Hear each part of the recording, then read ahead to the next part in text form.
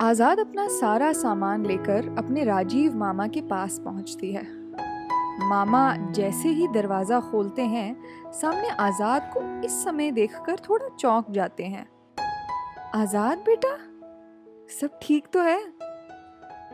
तुम और ये सामान इस वक्त? आज़ाद कुछ नहीं बोल पाती, सीधा मामा के गले लगकर रोने लगती है। मामा, मुझसे कोई भी ऐसी बात हुई हो जिससे आपको मुझसे निराशा हुई हो तो प्लीज़ मुझे माफ़ कर दीजिएगा।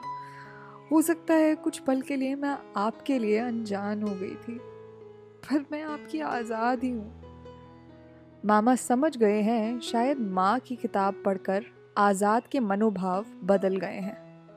फिर भी वो उसे चुप कराते हुए कहते हैं, चल पगली, तू क्यों मुझे अनजान सी लगेगी?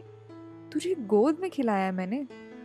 आज़ाद कहती है, मामा, आपने उस दिन कहा था ना कि मैं 18 साल की हो गई हूँ, तो अब मामा के पास भी कुछ कहने का हक चला गया है। मामा, आप दोबारा ऐसा मत कहना। उस दिन के बाद से मैं एक गिल्ट में आ गई थी। आप चाहे तो मुझे कभी भी कुछ भी कह सकते हैं। मैं इतनी बड़ी नहीं हुई हूँ कि मेरे मामा मुझसे दूर हो जाएं।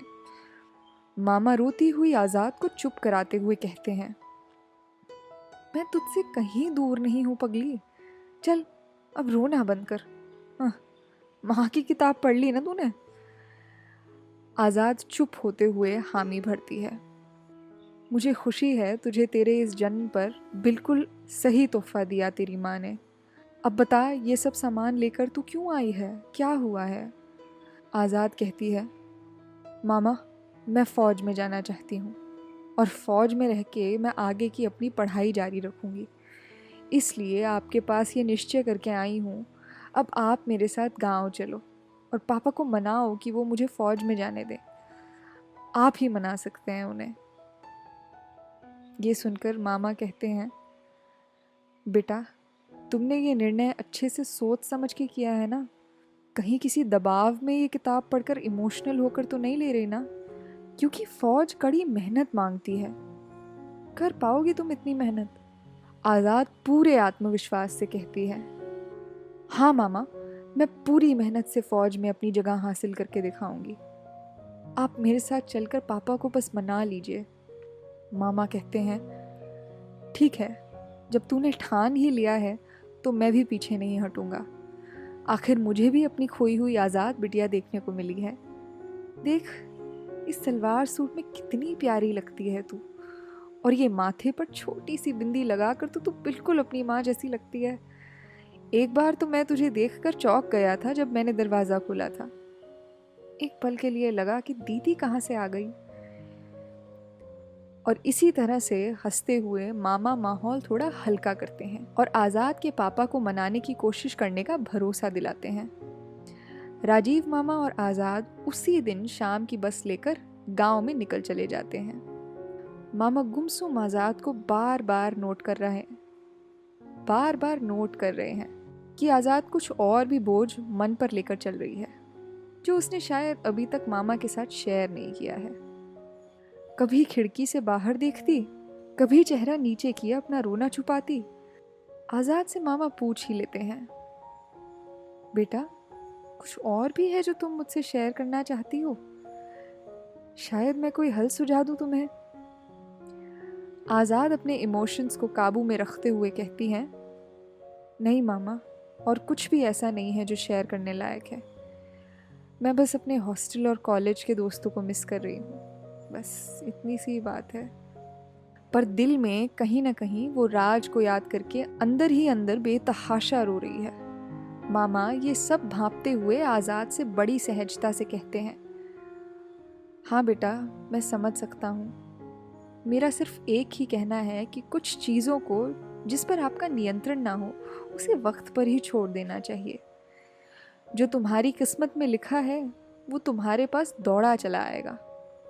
इसलिए किसी भी चीज़ को कसकर पकड़ो मत, आज़ाद छोड़ दो, अपनी उड़ान भरने दो।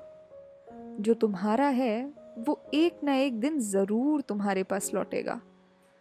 मैं अपनी समझ से सिर्फ इतनी सी बात कह सकता हूँ। आज़ाद मामा की कही हुई इन बातों में अपनी इमोशनल प्रॉब्लम का सल्यूशन खोज लेती है और राज के साथ अपने रिलेशन को अगले कुछ सालों के लिए वक्त पर छोड़ने का फैसला ले लेती है। अगर राज के साथ उसका संबंध इतना ही गहरा रहना है तो एक दिन वो और राज वापस ज़रूर मिलेंगे। जो आज़ाद का है वो आज़ाद को वापस ज़रूर मिलेगा। ये सोचती हुई आज़ाद मामा के साथ बस में बैठी गांव की तरफ तेज़ी से बढ़ी जा रही है। अब मामा और आज़ाद गांव पहुंच गए हैं। मामा भांजी को एक साथ सामान लिए हुए बिना इत्तला दिए आ जाने की वजह से आज़ाद के पापा पहले से ही थोड़ा व्यंग्य कसते हुए बोलते हैं। हो गई पूरी पढ़ाई? आज़ाद अपने पिताजी से कहती है। अगर लड़की होने के बावजूद भी मैं फौज में जाती हूँ तो आपका सर गर्व से और ऊपर उठेगा ना पापा। गांव में हर घर से एक लड़का आर्मी में गया है देश की सेवा करने के लिए, और आपके घर में लड़का नहीं जन्मा तो देश की सेवा करने आपकी घर की लड़की गई। ये तो आपके लिए और गौरव की बात है, क्योंकि लड़कों को भेजना तो आम बात है हमारे गांव में। ये पहली बार होगा जब इस गांव में किसी घर से पहली बार कोई लड़की जाएगी सेना में। पापा प्लीज, मैं आपके हाथ जोड़ती हूँ, मुझे आजमा कर एक बार ही देखिए, एक मौका तो देकर देखिए, मैं किसी लड़के से कम नहीं पड़ूंगी। आज़ाद के पापा उसे बेवकूफ़ समझते हुए बोलते हैं। ये किताबी बातें किताब में अच्छी लगती हैं, हकीकत में नहीं हो पाता ये सब कुछ। कर पाएगी इतना कड़ा संघर्ष फौज में? आज़ाद बुलंद आवाज में बोलती है। हाँ पापा, मैं बिल्कुल कर पाऊंगी, आप बस हामी भर दीजिए। आज़ाद के पापा उसे गुस्से से कहते हैं, तू कहीं नहीं जाएगी। आज़ाद परेशान होकर अपने मामा की ओर देखती है और मामा उसे भरोसा देते हैं और आज़ाद जोश में आकर कहती है, पापा आपको बुरा लगे या भला, आप ना कहें यहाँ, मैं तो सेना में जाकर रहूंगी। आज़ाद के पापा उसे ताना देते हैं। आज़ाद, तुम जोश में होश खो बैठी हो, तुम एक दिन भी टिक नहीं पाओगी फौज में। सिर्फ अच्छे नंबर लाने से काम नहीं चलता, वहाँ शारीरिक बल और सूझबूझ चलानी होती है। एग्ज़ाम पास करने के बाद भी फौज में जाकर तुम वापस आ जाओगी। तुम ये सब नहीं कर सकती हो, मैं जानता हूँ तुम्हें। और तो और ये सारी बेवकूफ़ी करके तुम मेरी नाक कटवाओगी गाँव में। ये फिजूल ख्याल दिमाग से निकालो। आज़ाद आज किसी की सुनने वाली नहीं है। अपने पिताजी से कहती है, मैं आज़ाद हूँ, मैं अगर मन में ठान लूँ तो कुछ भी कर सकती हूँ। आपकी ये बातें मुझे आज रोक नहीं पाएंगी पापा। आज़ाद की बुलंद आवाज़ और इरादे देखते हुए उसके पापा ये कहते हुए अंदर चले जाते हैं, तो फिर जो करना है वो करो। आज़ाद और उसके मामा उनकी इसी बात को हामी मानकर एक दूसरे की तरफ मुस्कुरा देते हैं और आगे की तैयारी के लिए तैयारी का मन बना लेते हैं। क्या आप जानना चाहते हैं कि आज़ाद को सैनिक बनने के लिए और किन परिस्थितियों से गुजरना होगा? तो इंतज़ार कीजिए एपिसोड 7 का।